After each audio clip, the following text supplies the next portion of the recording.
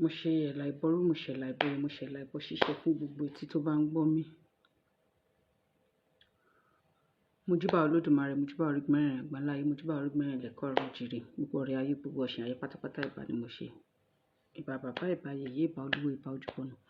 Gbogbo adáṣọ máa ń múrú pátápátá ìbà yín ni mo ṣe. Ẹ jẹ́ kójú mi sọ, ẹ jẹ́ kójú mi ṣe, nítorí wípé kí ni àdáṣe ní ìmọ̀ ìbà ọ̀gbọ̀dọ̀ yẹn mẹ́yìn.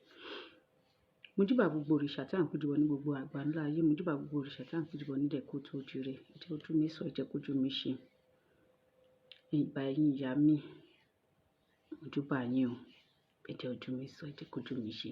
Gbogbo ẹ̀yin tí ò ń gbọ́ mi lọ́wọ́lọ́wọ́, gbogbo ẹ̀yin tí ó tún máa wò mí lẹ́yìn tí n bá ṣe ètò ìtàn, mojúbà yín pátápátá, ẹ jẹ́ kójú mi sọ, ẹ jẹ́ kójú mi ṣe. Torí àdáṣe ní ìmọ̀ ìbà ọ̀gbọ̀dọ̀ mọ́mọ́ èèyàn. Fọ́nrán yìí mo wá ṣe fún ẹ̀yin tí ẹ jẹ́ Mùsùlùmí, ṣùgbọ́n tí ẹ jẹ́ ọ̀tá Islam. Bẹ́ẹ̀ ni, Mùsùlùmí ni yín ṣùgbọ́n ọ̀tá Allah ni yín, ọ̀tá Islam ni yín. Ẹ pé ṣáwò. Ó ṣe jẹ́ wípé gbogbo òfin tí wọ́n kọ sínú ìwé yín,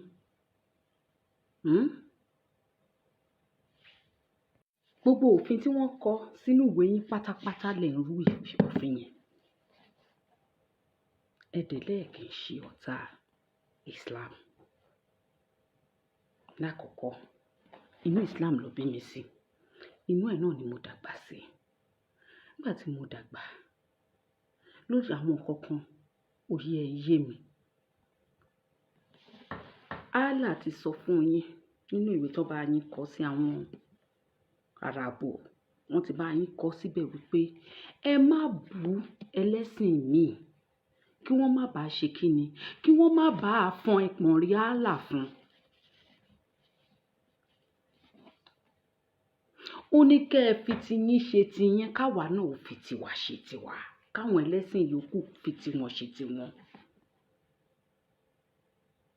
Rárá o, ẹ̀yin ò ṣe bẹ́ẹ̀, ẹ sọ di orogún òwò. Torí tẹ́ ẹ bá sọ di orogún òwò, ọ̀pọ̀lọpọ̀ yín tẹ́ jẹ́ Mùsùlùmí lénìí, ẹ lè má jẹ́ Mùsùlùmí. Torí wípé àwọn ọmọ oníṣẹ̀ṣe náà ni wọ́n kúkú mú tí wọ́n yí padà pẹ̀lú ẹrú ọpọlọ iná ni. Ẹ ti wá ṣe nìyẹn. Òdodo ti wá dé bá yín. Ẹ ṣe kíni? Ẹ jáwọ́ ń bẹ̀. Ẹ ṣáà ṣì ń ṣe lọ ni.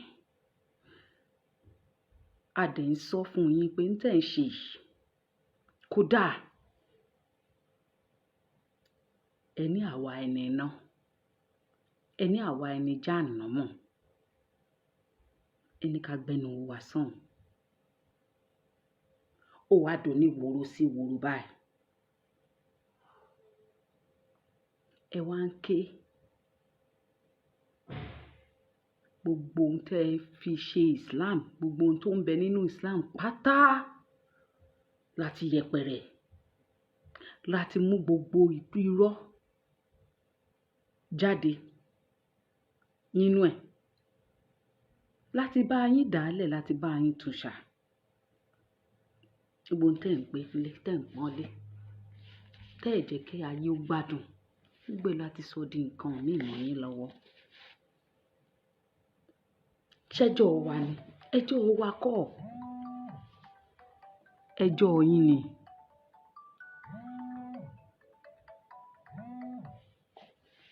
Ẹjọ́ yín ni. Tó bá jẹ́ wípé ẹ dúró lórí ọwọ́ yín, ẹ máa tẹnu àbùkù bá ẹlẹ́sìn míì, pàápàá jùlọ ẹlẹ́sìn ìṣẹ̀ṣe.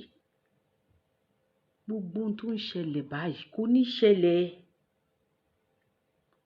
Ẹ̀yin gangan lọ̀tá Allah, ẹ̀yin gangan lọ̀tá Islam, ẹ̀yin gangan lọ̀tá àwọn Àràbò, torí àwọn Àràbò ló gbé nǹkan tẹ́ ń sìn lẹ́yìn lọ́wọ́. Ẹ̀yin náà ẹ gbọ́ nǹkan tí bàbá Sheikh Muyideen Ajani Bello sọ. Ẹni gbàgbọ́ pẹ̀lú Ọlọ́run, kò sẹ́nìkan tá a gbọ́dọ̀ gbàgbọ́. kò sẹ́nìkan tá a gbọ́dọ̀ gbàgbọ́. Kábíyèsí ńgbà tá a wá ń wúyè ń jọ sí tí mo wá sí ibẹ̀ mo sọ fún yín. Mo láwọn àdúgbò ọ̀dọ́ yín bẹ́ẹ̀ ẹlẹ́bọ ni wọ́n o. Wàláhì ẹlẹ́bọ ni wọ́n. Ẹ wá mo ní bẹ́ẹ̀ bá a ṣẹ bọ ẹ̀yin lẹ́ mà. Bọ́bá dijọ́ náà ẹ̀yin náà lẹ́ ṣáájú wọn tẹ́ rúgbọ́ ẹbọ lálìkí àmà. Ẹ sì jọ máa lọ. Torí ẹ̀yin lẹ́ ṣáájú lórí ìlú. Àbí? Gbogbo jàmáà tó bá jẹ́ mùsùlùmí ti ń. irú ọ̀rọ̀ bẹ́ẹ̀ àwa oníṣẹ̀ṣe á gbọ́ ó tiẹ̀ tó wé mi àní dá wọn lóhùn nígbà tí wọn ò pẹ̀lú wa fálágbàfọ̀. ṣé ẹ mọ̀ wípé irú bàbá yìí pọ̀ lórí ilẹ̀ wa tí wọ́n ti ṣe ojoojúmọ́ ni. Bàbá Sheikh Muyideen Ajani Bello wọn á ní irúnmọlẹ̀ àtọlọ́hun fẹ́ jà, irúnmọlẹ̀ ṣe gbá kan lọ gbé fádànù. Wọ́n dẹ̀ ń sọ títí tí wọ́n fi dàgbà. Ṣé bí wọ́n sọ pé tí èèyàn bá dàgbà èèyàn yọ ogun jà ni. Àgbà máa ń gba oríṣiríṣi nǹkan lọ́wọ́ èèyàn. Bàbá yìí mọ̀ pé nǹkan táwọn ń ṣe kò dáa, kò nílò pé kéèyàn kan sọ fún wọn. Wọ́n dẹ̀ ń ṣe lọ bẹ́ẹ̀, wọ́n dẹ̀ ń bá lọ bẹ́ẹ̀, wọ́n dẹ̀ bá títí tí wọ́n fi bá dàgbà. Ẹ ti gbàgbé pé wọ́n sọ wípé bí irọ́ bá lọ lógún ọdún, ìjọ́ kan ṣoṣo báyìí lòdodo máa bá. Wọ́n tún sọ wọ́n ní wípé ọjọ́ gbogbo ní tolè, ọjọ́ kan ní tolóhun. Torí ìdí tí mo fi wá ṣe fídíò yìí, ọ̀pọ̀lọpọ̀ ẹ̀yin tẹ́ máa wá sínú inbox mi tẹ́ jẹ́ mùsùlùmí tẹ́ jẹ́ ọmọ òòtú òjìrè, mo kó òòtú òjìrè. Kó má dàbí ẹni wípé mi ò lẹ́ni tí mò ń gbọ́ràn sí lẹ́nu àbí tíjú fún. Àbí bóyá bẹ́ẹ̀ náà lè níwà ẹ̀dẹ́ ìyá dìpolúkí tẹ́ níwà òkè ń fẹ́ gbọ́ nǹkan kan. Ó dàbí ọ̀rọ̀ Àyìnlá ni. Ó ní ẹni tó bá tijú fún mi ni màá tijú fún, mi ò ní tijú fẹ́nìkan. Ẹ̀yin ò tijú àwọn oníṣẹ̀ṣe. Ẹ tijú àwọn ìyá wa nínú ìṣẹ̀ṣe. Ẹ tijú àwọn bàbá wa nínú ìṣẹ̀ṣe. Ẹ tijú àwọn pọ̀nrípọ̀ngbà wa nínú ìṣẹ̀ṣe. Àwọn irúnmọlẹ̀ wa ẹ tijú wọn. Bó tilẹ̀ jẹ́ wípé gbogbo ilẹ̀ tẹ́ ń fẹsẹ̀ yín tẹ̀lé ní ẹbọ àti ètùtù. Ifá ló náà fi tẹ̀ ẹ́ dó. Ṣé gbọ́n nǹkan tí bàbá Sheikh Muyideen Ajani Bello sọ? Ní orí ipò tó jẹ́ wípé ẹbọ àti ètùtù ni wọ́n fi tẹ̀ ẹ́ dó, ni wọ́n fi gbé kalẹ̀. Orí àpèrè yẹn ṣé Muhammed ló ní ni àbí Allah? Àbáwọn àràbò? Ẹ bèrè lọ́wọ́ bàbá tó ń sọ̀rọ̀ yìí. Grandpa máa ní ká máa kà ní méní méjì mẹ́ta. Wọ́n ti délé ayé yìí ó ṣe díẹ̀. Ṣé kò yẹ kán ti mọ̀ wípé ìbàjẹ́ làwọn ń ṣe? Wọ́n dẹ̀ ń ṣe, wọ́n dẹ̀ tẹ̀sán mọ́ títí tán fi dàgbà. Irú àwa yìí, àwa débi tó ń bá wọn díẹ̀. Ṣé ẹ gbàgbé ni pé àwọn àgbàlagbà sọ kinní kan?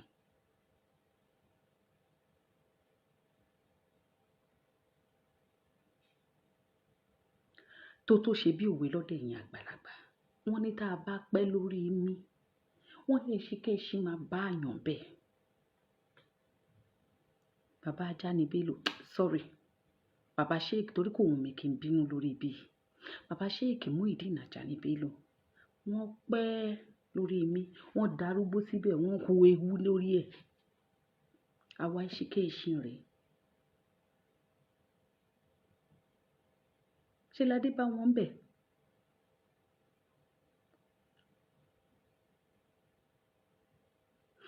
Àwọn kan dẹ̀ sì dúró lórí wípé àwọn máa ṣe kinní yìí lọ ni. Àwọn ò ní dáwọ́ dúró, àwọn ò ní yọwọ́ kúrò bẹ́ẹ̀, àwọn ò ní ṣe kíni, àwọn ò ní fi ilẹ̀. Ẹ wá ní kírú àwa ìka jẹ́ǹtù. Ẹ ní kírú àwa ìka gbójú sọ̀hún. Èmi ti sọ fún yín pé mi ò ń ṣe oníṣẹ̀ṣe. Èmi ò ń ṣe oníṣẹ̀ṣe o. Àṣé torí pé mo ṣe máa ń múra ìmúra lẹ́kọ̀ọ́ òjìrì ni èmi ò ṣoníṣẹ̀ṣe ṣùgbọ́n kábílẹ̀ tà sí pé ẹ máa sọ pé ẹ lọ́pàá alágbà kan nínú ìṣẹ̀ṣe fẹ́ kó wá bá mi sọ̀rọ̀ ẹ lọ pè ìyá kan nínú ìṣẹ̀ṣe irú ohun wo ló fẹ́ fi bá mi sọ ṣé mi gbọ́ nǹkan tó ń wí ni àbí mo mọ ohun tí wọ́n ń sọ àbí bàbá wo lẹ fẹ́ pè nínú ìṣẹ̀ṣe èdè wo ló fẹ́ fi bá mi sọ ṣé èdè tí mi ò gbọ́ for as long as tẹ̀yin bá ti kanra mọ́ tẹ́ ẹ tẹ̀sán mọ́ tẹ́ ẹ ṣàjà bí ẹ̀yìn tẹ́ ẹ ṣẹ̀yìn bí àyà àwa náà wà ń lè. Wọ́n ní nítorí àgbàyà ni wọ́n fi dá ọmọdé ìṣẹ́.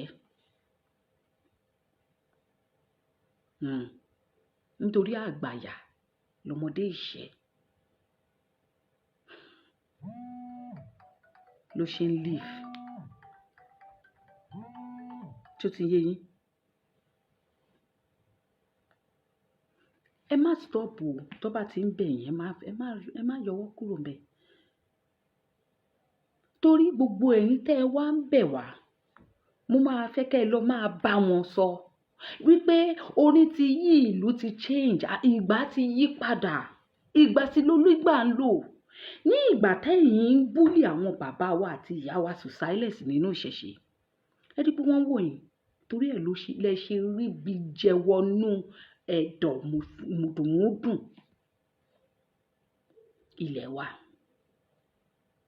ẹ rí pé wọn ò ṣe kankan fún yín wọn ò bá yín ta wọn ò bá yín jà torí tó bá yín pé wọn bá yín jà mo ṣúọ̀ wípé ẹ ní fi ìbàjẹ́ ṣayọ̀ irú bàbá bàbá Sheikh Muideen Ajani Bello yẹn kò ní bá wọn dàgbà báyìí wọn á ti caution ara wọn ṣùgbọ́n nísìn àwa ti wá dé ṣó ti yé yín àbí òye yín a ti sọ wípé gbogbo owó ìbàjẹ́ tẹ́ ń gbé wá yẹn ẹ máa jẹyàn yín níṣu. Mo máa sọ fáwọn kan tó ní kí n jọ kí n má bínú kí n jọ mùsùlùmí nílé làwọn àwọn oníṣẹ́ oníjàgídíjàgan bí àwọn ará bí.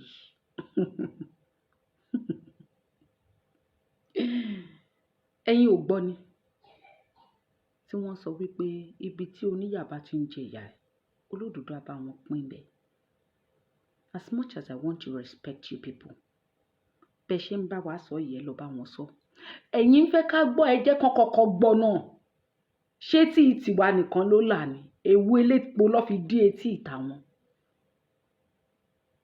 àbí wọ́n kan ṣò mọ́ wọn létí tó fi jẹ́ pàwọ́ la máa gbọ́ àwọn ò ní gbà.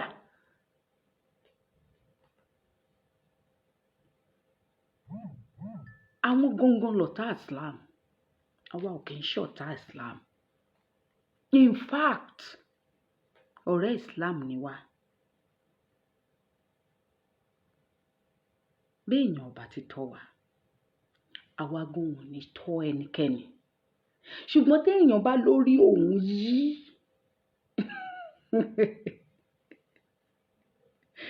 àwa náà ò bínú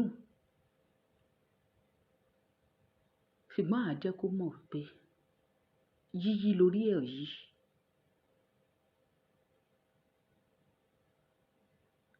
orí ẹ̀ kàn yí lásán ni kò tí ì turn 360 degree nítorí 360 degree yẹn a máa wá bá yí síbẹ̀ ká lè jàkàrà rú ẹni bẹ́ẹ̀. Enough is enough. Má foko mi ṣọ̀nà táwọn bàbá wa àtàwọn ìyá wa nínú ìṣẹ̀ṣe tí wọn kọ̀ látijọ́ ọjọ́ yìí àwa ti dé adé ni láti wá kọ́ ọ.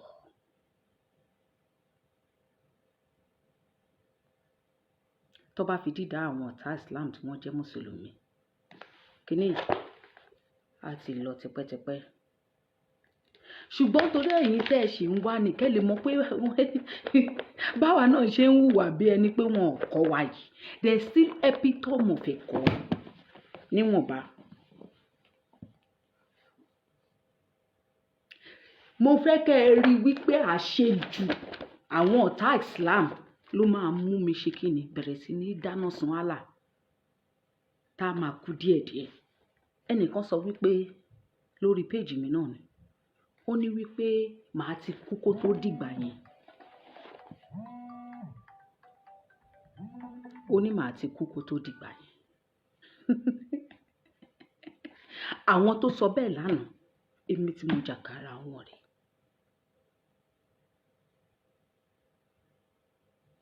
Ọjọ́ tí mo máa bẹ̀rẹ̀ sí ní ṣe, mo fẹ́ kí gbogbo yín kẹ́ ẹ mọ̀ wípé kì í ṣèmi lọ̀tá ìwé yìí. Ìwé tí mo dì mú yìí kì í ṣèmi. Kì í ṣèmi ni mò ń dáná sun. Àwọn ọ̀tá Islam tó wà nínú Islam, àwọn Mùsùlùmí tó jẹ́ ọ̀tá Islam, àwọn ni wọ́n ń dáná sun. Nítorí wípé mo mọ̀ wípé orí tó máa jẹgún ni kò ní gbọ́. Kò sí ẹran míì ta lè fi rọ́pò fún wọn. Igún tó ń wù wọ́n jẹ yẹn, òun ló máa wá ká. Had it been wípé mo jẹ́ ọ̀tá Islam, wípé mo kàn fẹ́ dáná sun, I just want to derive pleasure nínú pé kí Allah máa jóná, má ti dáná sun tipẹ́tipẹ́. Ìyẹn ni wípé mo sì ní àwọn kan tí mo respect nínú Islam.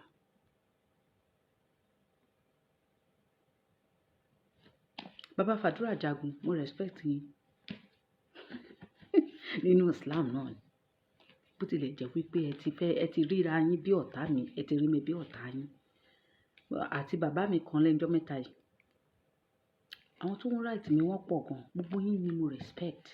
Ṣé ráwọn ọ̀tá Islam yẹn, wọn ò ní jẹ́ kí Allah lè survive ẹ̀. Tí wọ́n jẹ́ Mùsùlùmí, tí wọ́n pera wọn ní Mùsùlùmí yẹn, wọn ò ní jẹ́ kí Allah survive ẹ̀. Ìjọ́ tí n bá wá bẹ̀rẹ̀ sí ní máa ṣe tinú mi, ṣó ti yé yín? Ti mọ̀ lọ, àfi tó bá jẹ́ pálábò sílẹ̀ yín náà fúnra yín wípé arábìnrin yìí dẹ̀ gbìyànjú tọ́jú Allah ni wọ́n bá dé o.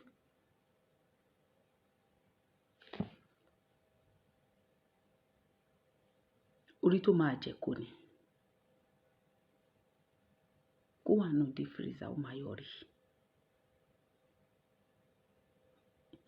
Ẹni tí ìyà tọ́ sí ni, ìyà ní nǹkan míì tó fi ń panu lọ́wọ́. Tí ìyà bá ṣe tán pẹ̀lú yẹn, á padà tọ́ lọ, á fìyà jẹ dáadáa. Ẹ̀yin ọ̀tá Islam, tẹ́ wà nínú Islam, ẹ̀yin Mùsùlùmí tẹ́ jẹ́ ọ̀tá Islam, ẹ jẹ́ bára yín sọ̀rọ̀. Irú àwa yìí àti sáìn mọ́ yín lọ́wọ́. Nǹkan tí màá fi ìwé yìí ṣe, àwọn olórí ẹrú yín ní Saudi Arabia gan wọ́n á pè mí láti interview mi torí tí ó ń bẹ lọ́kàn mi láti fi ìwé yìí ṣe ò dáa.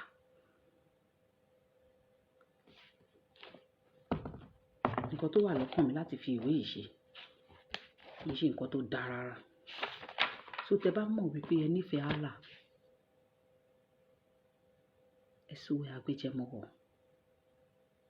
Irú bàbá Sheikh Muideen Ajani Bello ni wọ́n máa lọ sí inú náà Jahannama ni. Kí nìdí? Nítorí wípé gbogbo ọjọ́ ayé wọn ni wọ́n fi gbógun ti Islam.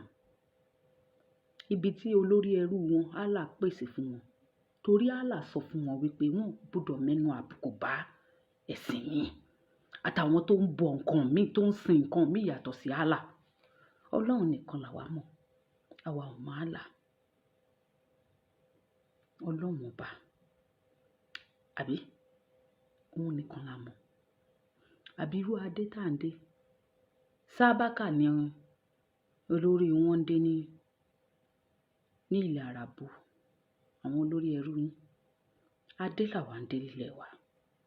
Ọlọ́run nìkan làwa mọ̀, àmọ́ Allah. Ẹ bá mi sọ fún bàbá Sheikh Muideen Ajani Bello, nígbè mi ni mo sọ fún wọn wípé tẹ́ ó bá ti kú báyìí, Jahannama wọn ṣúwọ̀ níwájú Allah. Nítorí wípé gbogbo ìgbésí ayé bàbá yẹn ni bàbá yẹn fi gbógun ti Islam. Láti bẹ̀rẹ̀ pẹ̀pẹ̀ ayé bàbá ṣiṣẹ́ against Islam ni. Wọn ò mọ̀ wípé nǹkan táwọn ń ṣe yìí ó máa padà backfire, òun ló padà backfire yìí. Bí kẹ́ sọ̀rọ̀ sẹ́lẹ̀bọ̀, bí kẹ́ sọ̀rọ̀ sóríṣà, bí kẹ́ sọ̀rọ̀ sí Ifá, bí kẹ́ sọ̀rọ̀ sí ètùtù, bí kẹ́ sọ̀rọ̀ sí babaláwo, bí kẹ́ sọ̀rọ̀ sí oníṣègùn, kẹ́ wọnú ilé ọba kó tẹ̀ jẹ́ pé àwọn ọba yẹn náà orí wọn ò pé àwọn lọ́pọ̀ yìí wá. Ṣùgbọ́n ẹ̀yin tẹ́ ẹ dàgbà ẹ̀ tún dáná tẹ́ ń wọlé tẹ́ lọ ń ìnsọ́ọ̀tì orí àpẹẹrẹ tí wọ́n jókòó lé lórí. Irú àwa yìí ti wá dé tán. Àti kékeré lẹ ti yọ ọmọdé ìṣẹ́ tún dàgbà tún yàgbà òfò. Àwa ni a máa sọ fún yín wọn wá láàrin yín fín. Ẹni àárín fín ni yín torí ẹ̀yin náà rí àwọn alálẹ̀ fi tẹ́ fi dàgbà ni. Gbogbo yín àtẹ̀yìn àfá àtàyìn Ṣóyèkì Múkàndámù gbogbo ẹ̀ tẹ́ ń jẹ. Gbogbo yín lẹni àrífín. Ká má rí fídíò yín nìkan ló kù. Kírú mi má rí nìkan ló kù. Ẹ gba èsì. Ẹ gbọ́ Jagbajanti sọ̀rọ̀. Máa bá yín sọ etí yín á kún. Ẹ dẹ̀ ń bá mi sọ̀rọ̀. Ẹ lọ bá wọn sọ̀rọ̀. Ẹ lọ máa pè wọ́n. Kí wọ́n yí wáàsí wọn padà. Kí wọ́n máa ṣe wáàsí according to history àwọn Araboshi. Tí ó ti yẹ yín kọ́ fi history wálẹ̀ fún wa. Kọ́ ṣe nǹkan tá là sọ. Kọ́ yé ṣe ọ̀tá àlà. Kí wọ́n yé fi ojú àlà gbolẹ̀. Kí wọ́n yé fi ojú àlà rí rẹ́dẹ̀rẹ́dẹ́ àti Muhammad. Àfàìṣe yẹn a ṣẹ̀ṣẹ̀ bẹ̀rẹ̀ ni. Ẹ tí ì rí nǹkan kan.